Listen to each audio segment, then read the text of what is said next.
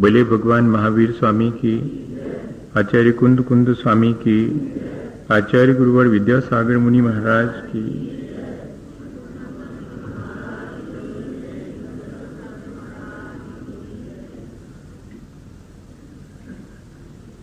हम सभी लोग पिछले कई दिनों से अपने जीवन में जो हम करते हैं उसी से हमारा व्यक्तित्व, उसी से हमारा जीवन, हमारी वाणी और विचार सभी प्रभावित होते हैं। तब हम क्यों ना ऐसा करें जिससे कि हमारा व्यक्तित्व ऊंचा उठे, हमारा जीवन अच्छा बने, हमारी वाणी और हमारे विचारों में भी श्रेष्ठता आए। जब ये जिम्मेदारी कर्मों की हमारी है तो फिर हमको कर्म करने का कौशल, कर्म करने की कुशलता भी होनी चाहिए। एक ज्ञानी और अज्ञानी दोनों अपने जीवन में कर्म करते हैं और कर्मों का फल भी भोगते हैं। एक सफल और एक असफल व्यक्ति दोनों ही अपने जीवन में कर्म करते हैं। एक जैसे कर्म करने के बाद भी एक सफलता हासिल करता है, एक ज्ञानवान कहलाता है, एक असफल हो जाता है और अज्ञानी कहलाता है। बाह्य कर्म समान रूप से करने के बावजूद भी ऐसा क्या है जो हमारे जीवन को सफल और श्रेष्ठ बनाता है? तो असल में कर्म करने की हमारी जो कुशलता है वो हमारे जीवन को श्रेष्ठ बनाती है। और इतना ही नहीं, जब हम उन कर्मों का फल चखते हैं तब उन फल को चखते समय हमारी जैसी भाव दशा, हमारी जैसी मानसिकता होती है, वैसा ही आगे के लिए हम नया कर्म संचित करते हैं। एक ज्ञानी जब भी अपने भले और बुरे कर्मों का फल चखता है तब वो उसके लिए किसी बाह्य कारण को प्रमुखता नहीं देता। वो अपने ही भीतर झांक के देखता है कि यदि मेरे जीवन में कोई विपत्ति या संकट या दुख आया है तो मुझे किसी और से शिकायत करने की आवश्यकता नहीं है। मुझे अपने भीतर झांक के देखना होगा कि उस दुख, विपत्ति और संकट का कारण कहीं मेरे भीतर ही है। मैंने ही शायद ऐसा अपने लिए पहले कोई कर्म संचित किया होगा जिससे कि आज मुझे संकट और विपत्ति का सामना करना पड़ रहा है। ये ज्ञानी का सोच है। और इतना ही नहीं, जब दूसरे पर विपत्ति आती है तब वो ऐसा विचार नहीं करता कि ये इसके किसी कर्म के उदय से आई है। नहीं, कहीं ऐसा तो नहीं कि मेरे जीवन से इसको कोई दुख या विपत्ति या संकट का सामना करना पड़ रहा हो, इसलिए मुझे अपने जीवन को संभाल कर चलना है जिससे कि किसी दूसरे के दुख और संकट में मैं कारण न बनूं। मेरे दुख और संकट में कोई और कारण बनता है, इस बात का विचार न करते हुए मेरे दुख और संकट का कारण मेरे भीतर है, ऐसा विचार करना। लेकिन दूसरे पर आने वाले दुख और संकट में मैं कहीं कारण न बन जाऊं, इस बात का ध्यान रखना, यह है कर्म करने का कौशल। हमें पिछले दिनों ये बात बार बार विचार करने में आ रही है और हमें अब ये कुशलता अपने जीवन में सीख लेनी चाहिए। एक भिखारी एक अमीर आदमी के घर के सामने भीख मांगता है और कहता है कि भूखा हूं, 3 दिन से कुछ खाने को दे दो।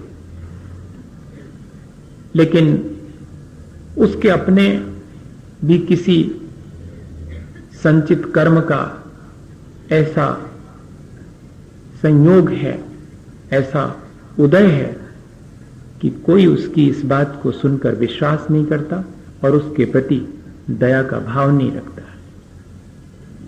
यह तो उसके अपने कर्म का उदय हुआ, लेकिन सामने वाला क्यों अपने उस दया और करुणा के सहज स्वभाव को भूल जाता है, यह भी विचारणीय है।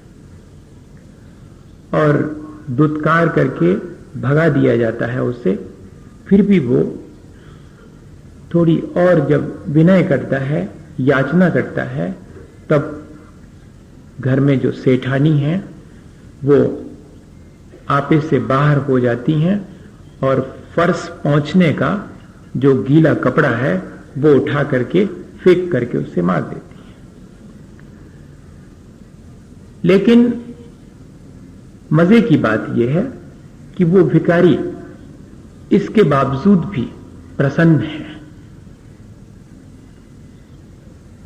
मेरे लिए इन्होंने खाने की कोई चीज नहीं दी, इस बात के लिए दुख करना ये तो व्यर्थ ही है। मुझे कुछ तो दिया, इसके लिए मुझे धन्यवाद देना चाहिए। गीला कपड़ा फर्श पोंछने का फेंक करके मारा ऐसा नहीं कह रहा है, दिया मुझे, और मेरा सौभाग्य कि इतना तो मिला, और वो उसको रख लेता है। बहुत मुश्किल है ये। जब मैं उदाहरण इसको पढ़ रहा था तो मुझे लगा कि ये तो सब बातें पता नहीं कौन सी दुनिया की और कौन से संसार की बातें हैं, लेकिन है इसी संसार की बातें। क्या करें, मानना पड़ता है कि ऐसे लोग भी हैं। उतनी ही अहोभाव से, उतनी ही प्रसन्नता से और वो ग्रहण कर लेता है और वापस लौट जाता है। रास्ते में तालाब के किनारे उस कपड़े को धो करके छोटी छोटी सी चिंदियां बना लेता है और शाम घिरने तक भगवान के मंदिर में जाके बैठ जाता है और दीपक में उन कपड़े की चिंदियों की बाती बना करके डाल करके दीपक जलाता है।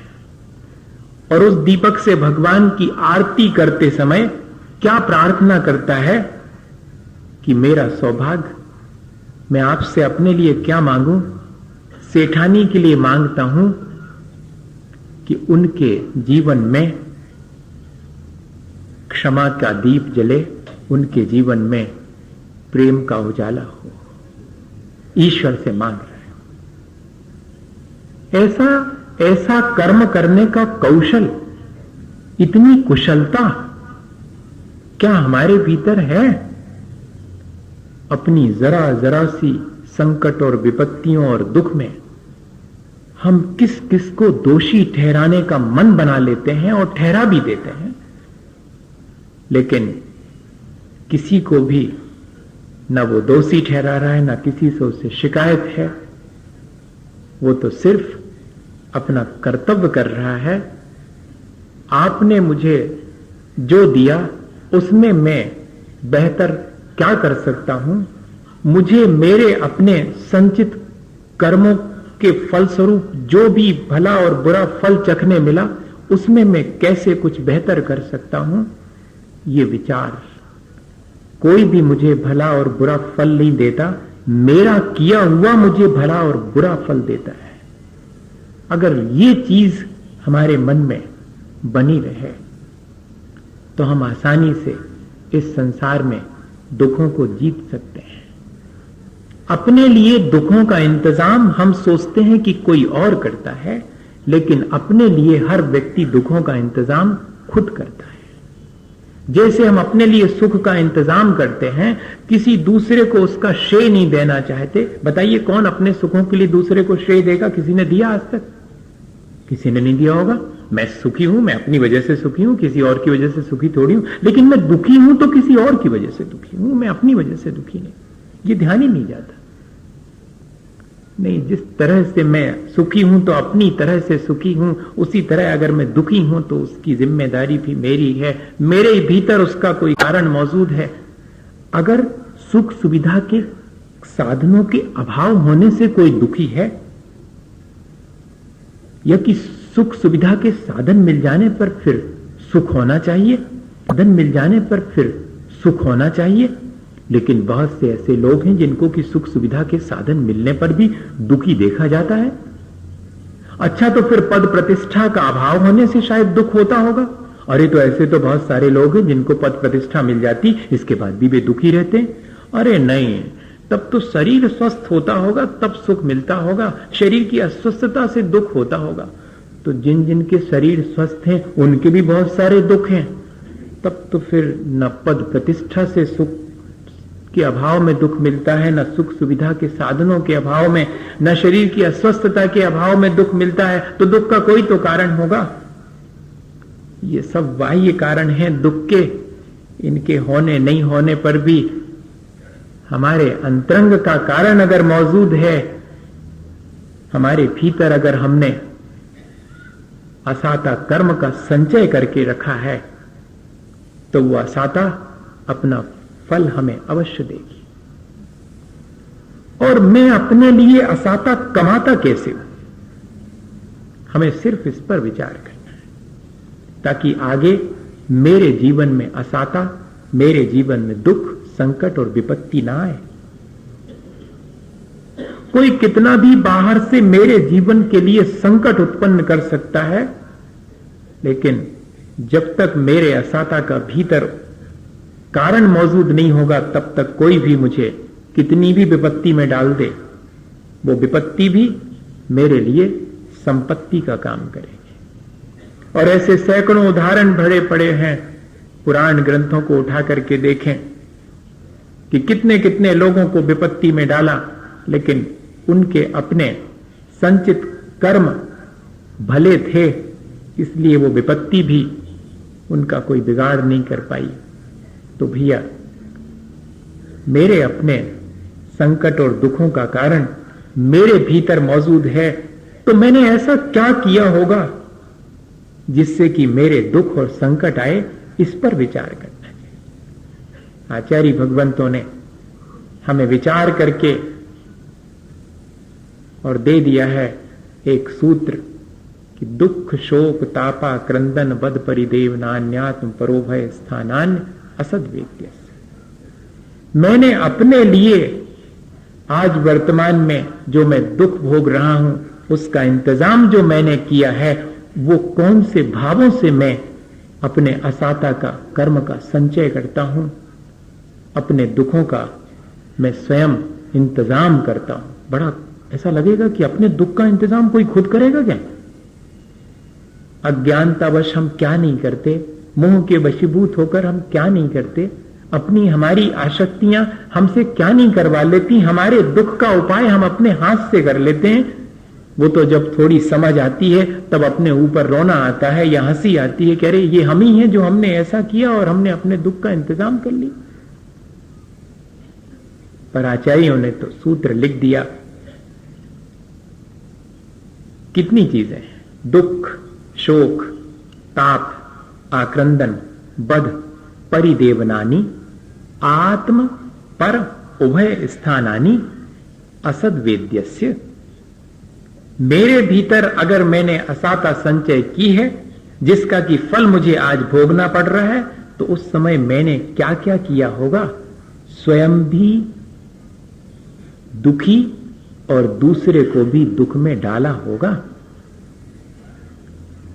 आत्म पर उभय, स्वयं को भी दूसरे को भी और दोनों को ही मैंने दुख का इंतजाम किया होगा, दूसरे के लिए दुख का इंतजाम किया होगा, या कि स्वयं भी अपने जीवन में मैंने लगातार दुख का एहसास किया होगा। दुख होने पर दुख का एहसास ना हो, हाँ ऐसा संभव है। हम सोचते हैं कि दुख में दुखी होने से ये दुख कट जाएगा। नहीं भैया, दुख तो झेले झेले कटता है, दुख तो दुखी होने से और बढ़ता है। देख लो आप, थोड़ा दुख है और आप अपने तरफ से दुखी हो लो तो कम हो गया क्या दुख, और बढ़ा ही और गया। आचार्य भगवंत कह रहे हैं कि दुख के निमित्त मिलने पर जो और दुखी होता है और दूसरे के दुख का इंतजाम करता है, मानिए वो अपने लिए असाता का संचय करता है। दुख इष्ट का वियोग होने पर, अनिष्ट का संयोग होने पर जिस तरह पीड़ा के परिणाम होते हैं, वे सब हमारे नए दुख का इंतजाम करते हैं। और ये तो 24 घंटे हम लोगों के साथ लगा हुआ है। इष्ट का वियोग हो गया, अनिष्ट का संयोग हो गया, किसी ने कठोर वचन कह दिए, मन पीड़ा से ग्रसित हो गया। बहुत सावधानी की आवश्यकता है। ये सारी स्थितियां निर्मित हों, फिर भी मुझे अपने मन की प्रसन्नता बनाए रखनी है, वरना मैं अपने लिए खुद दुखी होकर नए दुख का इंतजाम कर लूंगा। ये मुझे सावधानी रखनी है। हम हमेशा ऐसा कहते हुए सुनते हुए पाए जाते हैं कि हम अपने आप दुखी हैं। आपको क्या मतलब? अरे नहीं भैया, आप अपने आप दुखी हैं तो आप अपने दुख का इंतजाम तो कर ही रहे हैं, और आपके दुखी होने से वातावरण भी प्रभावित होगा, वो भी दुखमय होगा। एक दुखी व्यक्ति के चारों तरफ पहुंच करके कोई भी व्यक्ति सुख का एहसास नहीं कर पाता, लेकिन एक प्रसन्न व्यक्ति के चारों तरफ कोई भी पहुंच जाए, वो दुखी भी हो तब भी थोड़ी देर को अपना दुख भूल करके प्रसन्नता का अनुभव कर सकता है। इसलिए ऐसा नहीं सोचना कि मैं दुखी हूं। जब जब मैं दुखी होता हूं तो दूसरे को दोषी ठहराने का भाव मेरे अंदर आता है कि मेरे दुख का कोई कारण है, और तब मैं दूसरे को भी दुखी पहुंचा करके फिर सुख का अनुभव करता हूं। ये मेरे भीतर एक मिथ्या भाव उत्पन्न होता है अपने दुख के क्षणों में। इसलिए जब इष्ट का वियोग हो, अनिष्ट का संयोग हो, या कि अपने अनुकूल कोई वचन न कहे जाएं, तब बहुत सावधानी रखने का काम है।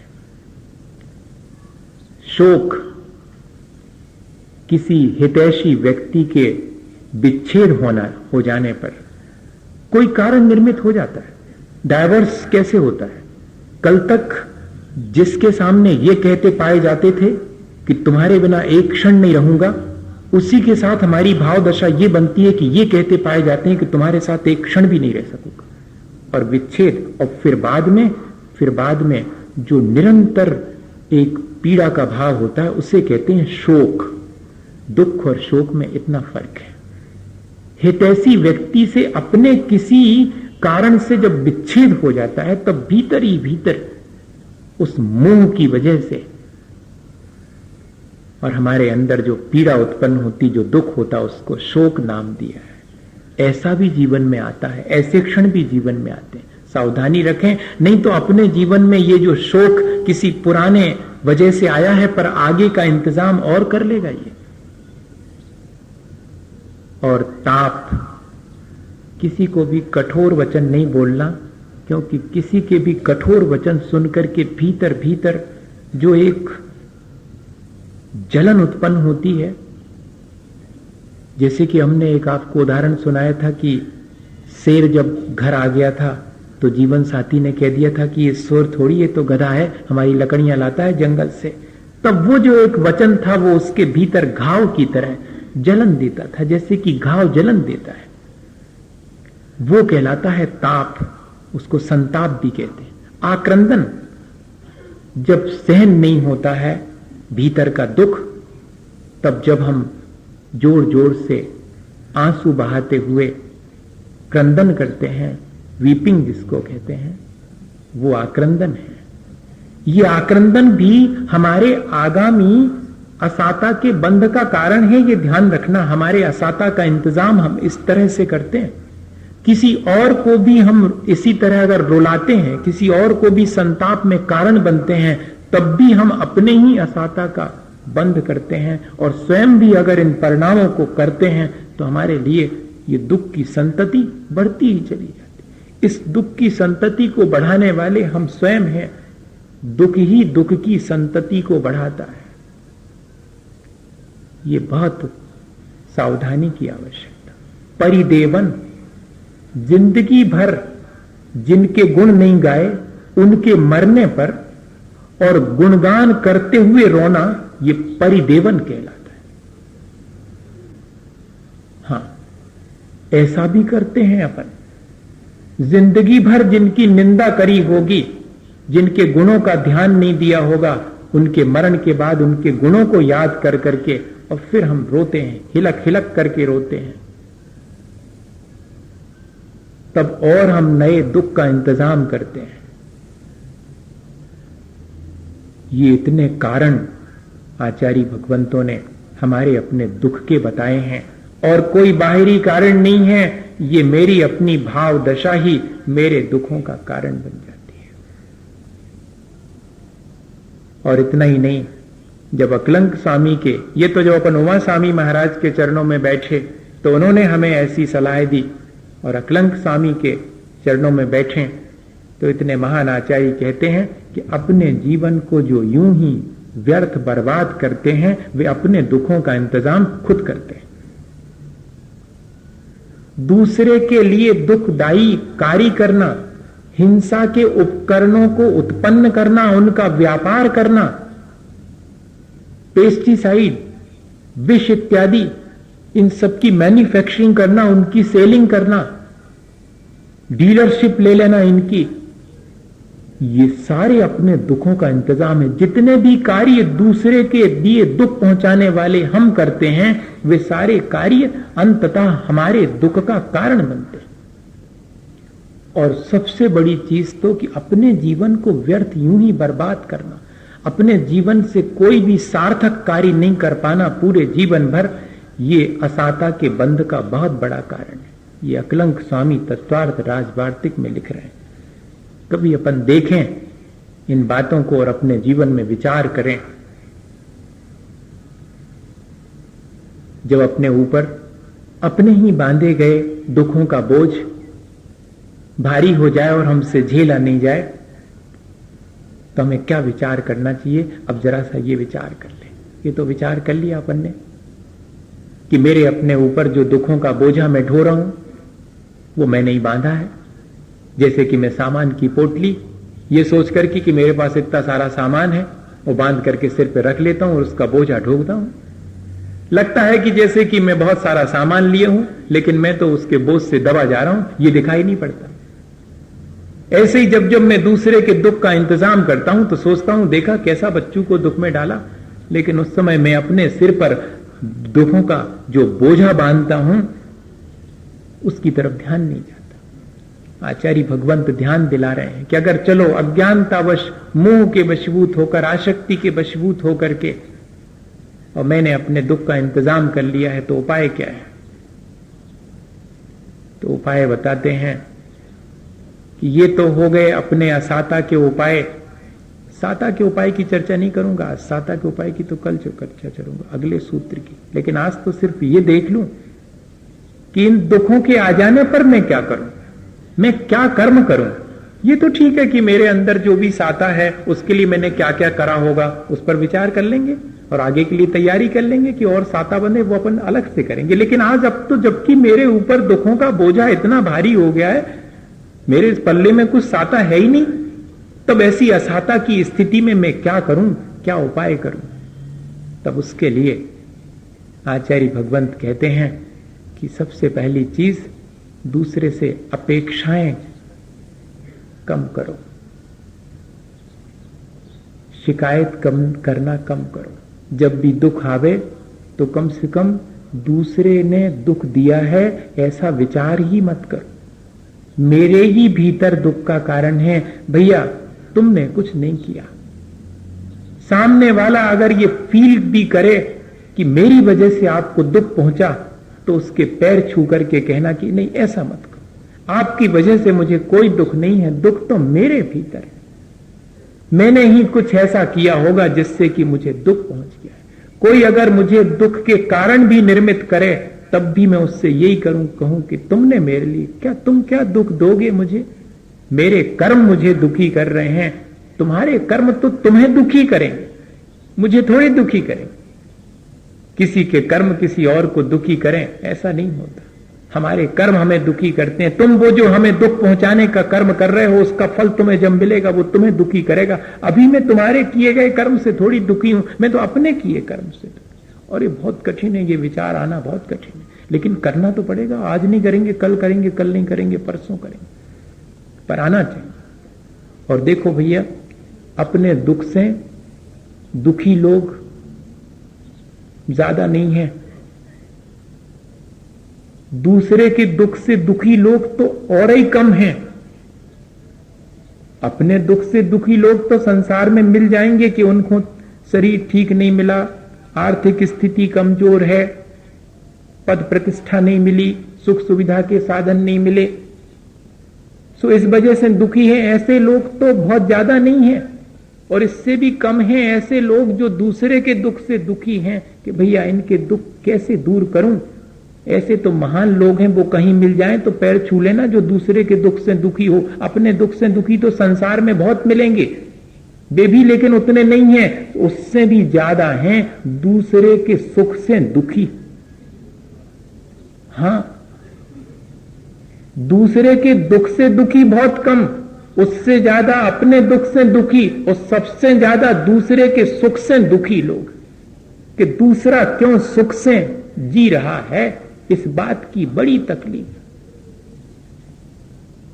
अपने भीतर झांक करके देखें कि कितने क्षण मेरे ऐसे होते हैं जिसमें मैं अपने ही किसी अभाव की वजह से दुखी होता हूं, और कितने क्षण ऐसे होते हैं जिनमें मैं दूसरे के दुख से थोड़ा दुख महसूस करता हूं, और अधिकांश क्षण तो मेरे दूसरे के सुख को देख देख करके ही दुखी होने में ही गुजर जाते हैं।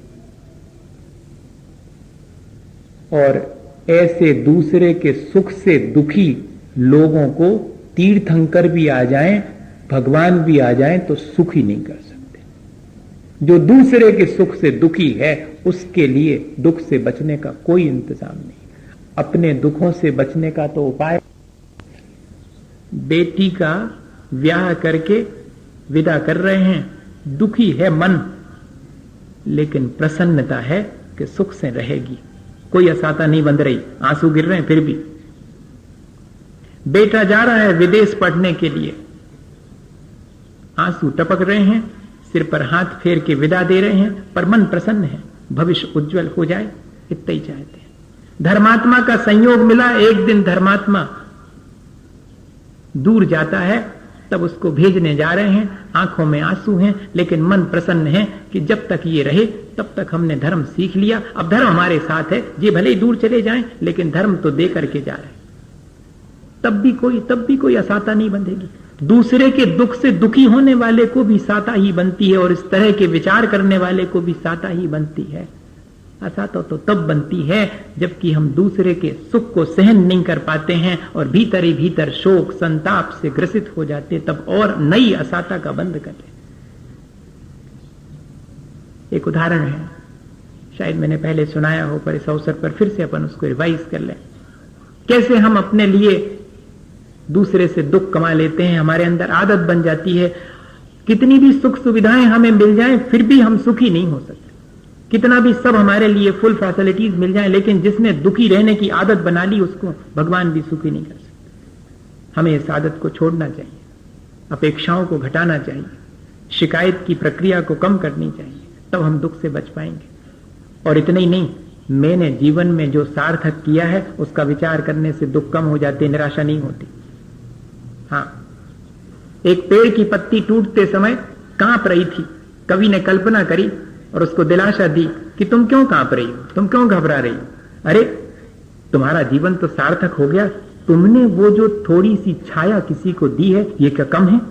उस एक पत्ती से भी थोड़ी सी छाया तो ही होगी, इसका विचार करो। मेरे अपने जीवन से दूसरे के लिए कोई जो लाभ पहुंचा होगा उसका विचार करना और अपने दुख को झेल लेना, यह भी एक दुख से बचने का उपाय है, दुख आ जाने पर। और वो जो मैं आपसे कह रहा था कि कैसे हम अपने आप के स्वभाव में दुख डाल लेते हैं। एक बेटे से पिता को हमेशा शिकायत रहती, आपको याद आ गया, और उनने अपने दोस्त से भी कहा कि बेटे को जरा समझा देना, हमारी तो जिंदगी इतनी निकल गई, हमारे मन की एक काम नहीं करता, वो सब उल्टे उल्टे काम करता है। तो उनके मित्र ने बेटे से कहा कि भैया पिताजी की कितनी रह गई, कम से कम उनके मन की तो कर दे, तू करे। कहले कहां तक मन की करें, जो करते हैं उसमें उनको दुख। कहले बताओ फिर भी हुआ क्या? कहले हमने नए कपड़ा बनवाए, पिताजी से पूछ के बनवाए थे, और हमने भी नए कपड़े पहन करके दुकान पहुंची, सो कहले हो हम कमा कमा के रखत जा रहे हैं, जी साहब ज्यादा बने मिटा रहे हमारी संपत्ति। हमने कहा ठीक है भैया गलती हो गई, हमने बेकार में जी पहने, हम खराब वाले पहन लेंगे, जो पुराने पड़े वही पहन लेंगे। हम 4 दिन के बाद दुकान पे फटे तो नहीं थे, पुराने थे, पुराने पहन के गए, सो कहने कि लजवाओ ने, अबे हम कमाऊ थे, कम से कम हमारे सामने तो अच्छे पहन लू। अब बताओ आप, अब जिस व्यक्ति को किसी भी स्थिति में सुखी नहीं रहना, हर स्थिति में दुखी रहना, तो हम क्या कर सकते हैं? ऐसे लोगों के सुख का कोई इंतजाम नहीं कर सकता, भगवान भी नहीं कर। भैया इस आदत को छोड़ना चाहिए। अगर अपने भीतर ये आदत पड़ गई है ऐसी कि हर एक काम में जो है हमें दूसरे के, अपने जीवन में दुख निकालने की आदत पड़ गई है हर एक चीज से, तो नहीं, ऐसा इससे अपना जीवन सुधरेगा नहीं। और आखिरी बात कि अब अपने जीवन में सावधान हो जाएं कि दूसरे को मेरे से दुख ना पहुंचे, कम से कम दुख पहुंचाने का मेरा भाव तो न रहे। हो सकता है मैं सुबह से शाम तक उठूं बैठूं, आऊं जाऊं, बोलूं खाऊं, मेरे नहीं चाहते हुए भी दुख पहुंच सकता है, पर मैं चाहा नहीं कि किसी को दुख पहुंचे। मेरी मानसिकता तो कम से कम मैं ऐसी ना रखूं कि किसी को दुख पहुंचे। और फिर इतने ही नहीं, मैं अपनी क्रियाओं को भी जरा विचार करूं। ऐसा ना हो कि मैं भले ही दुख देने का विचार नहीं करता, लेकिन मेरी क्रियाएं जरा अव्यवस्थित हैं तो उनसे दुख पहुंचता है, तो मुझे अपनी क्रियाओं को भी व्यवस्थित करना चाहिए। मेरा भाव तो खराब नहीं है, लेकिन मेरी वाणी सुनकर के दूसरे को क्षोभ उत्पन्न होता है, दुख होता है, तो मैं जरा अपनी वाणी पर नियंत्रण कर दूं। ठीक है, मेरे मन में तो ऐसा कोई भाव नहीं है। कई बार ऐसा हो सकता है कि मन में भाव ना हो और वाणी से कोई चीज ऐसी निकल जाए, तो बाद में हम अपने को संभाल सकते हैं कि भैया मेरा आशय ऐसा नहीं था। ये चीज हमें सीखनी पड़ेगी, ये कर्म करने की प्रक्रिया हमें सीखनी पड़ेगी। अगर हम अपने लिए आगे और दुख नहीं चाहते हैं, जितने दुख हैं उनको हम कैसे झेलें और उनमें हम अपनी प्रसन्नता को कैसे बरकरार रखें, ये हमने सीख लिया। और अब हम आगे के लिए दुखों का इंतजाम दूसरे के लिए ना करें, तब हमारे लिए भी दुख दूर हो जाएंगे। एक कैसे ये होता है कि जब हम दूसरे को तो देते हैं दुख और वो लौट करके हमारे ही ऊपर आता है। अच्छा देखो, किसी गुफा में, किसी गुंबद के नीचे खड़े होकर के जोर से बोलो, गाली दो, तो क्या होगा? वापस आएगी। लो, अपनी वापस ले लो। ये संसार भी इसी तरह की प्रतिध्वनियों का संसार है, जिसमें हमारी ही ध्वनि लौट करके हम तक आती है। यहां हम जो फेंकते हैं वो हम तक वापस लौट करके आता है। ये सावधानी हमारी है कि हम देख करके और कार्य करें। कैसे?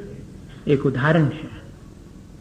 सबके जीवन में ऐसा घटित होता, किसी के जीवन में तुरंत होता। असल में क्या है ना, मुश्किल ये है कि ये कर्मों का फल जो है वो पूरा का पूरा अगर तुरंत ही मिल जाता तो लोगों की समझ में आ जाता, लेकिन ये थोड़ा बहुत तुरंत मिलता है, बाद में मिलता है, तब तक हम भूल चुकते हैं कि ये कौन सी चीज का फल आवे, तो हमने कच्छू नहीं करो और जो एक और मुसीबत आ गई।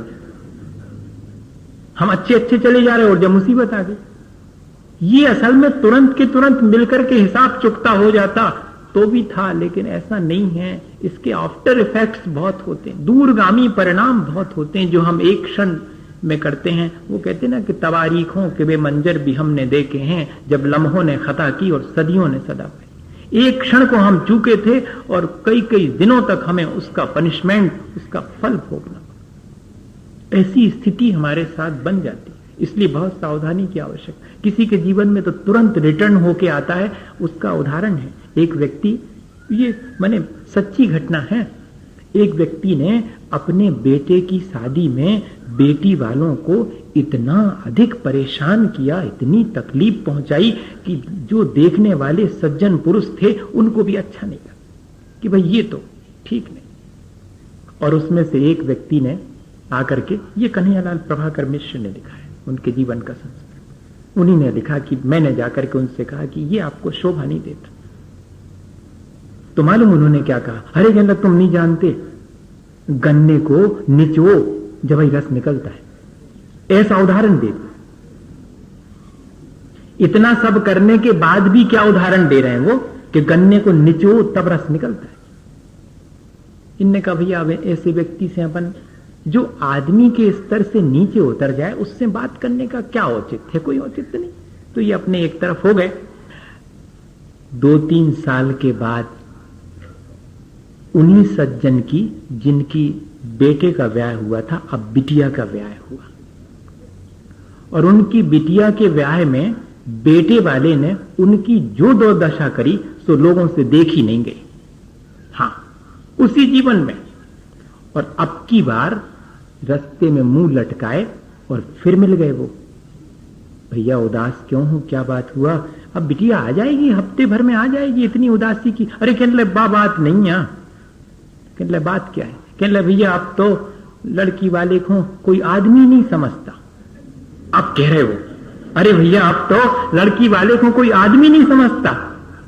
तो बोले हमने उनसे कहा तो नहीं, पर हमारे उसमें आ गया कि ठीक तो है, आदमी क्यों समझेगा, क्योंकि आपने भी तो पहले गन्ना की उपमा दी थी, आपने भी कहा आदमी समझा था, आपने भी तो गन्ना ही समझा था जिसको कि निचोने पर रस निकलता है। भैया हमारे साथ ये सारी चीजें हम खुद इकट्ठी करते हैं। जैसा हम व्यवहार दूसरे के साथ करते हैं वो हम तक लौट करके आता है। अगर हम अपने जीवन में दुख नहीं चाहते हैं तो फिर हम अब दूसरे के लिए भी दुख का इंतजाम करना बंद कर देवें।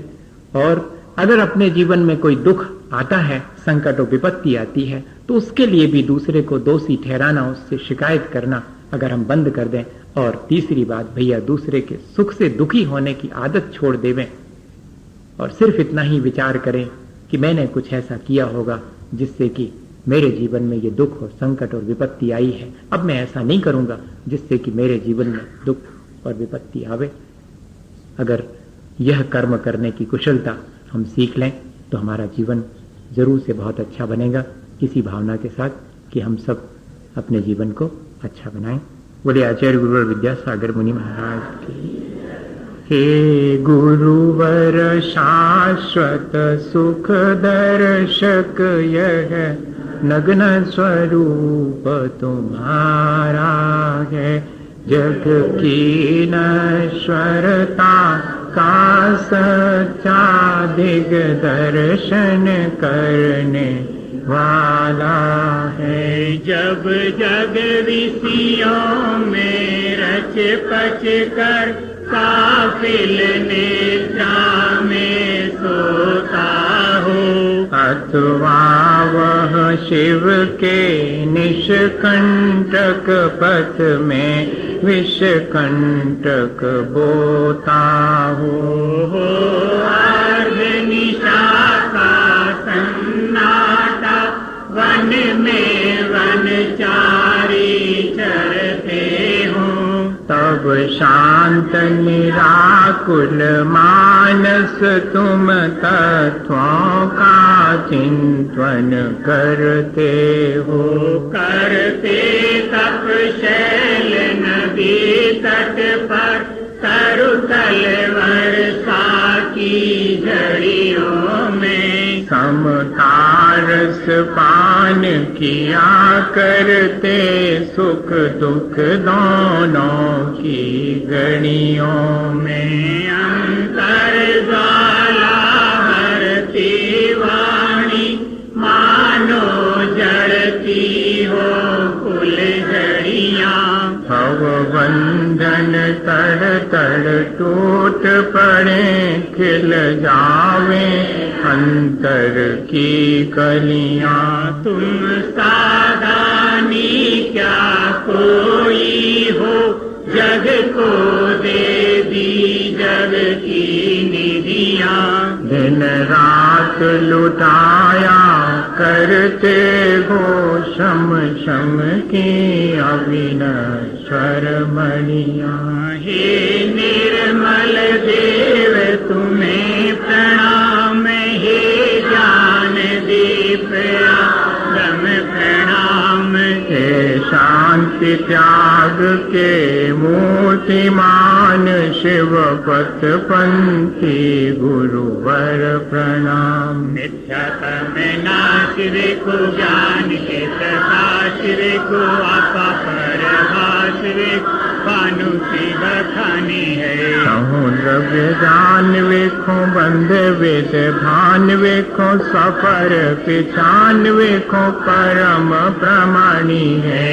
अनुभव बताए वेखो, जीव की जताए वेखो, काहू न सताए वेखो, भव्य उरे आनी है। यहाँ तहाँ तार वेखो, पार के उतारवे को सुख वे सारवे को ये ज्ञान वाणी है। जावाणी के जानते सुजेलु कालू वाणी पथड़ो पूरक चंदन तांदुल पुस्तक चरु सुदीप धूप फलाए धवल मंगल गान रवाकुले इन ग्रहे मुनिराज ओम ह्रीम श्री परम पूज्य मुनि सागर जी महाराज संगत मुनि क्षमा सागर जी मुनि भवते कमलेभ्यो नृपत प्राप्ति अर्घ्यं निर्पामन्ति सा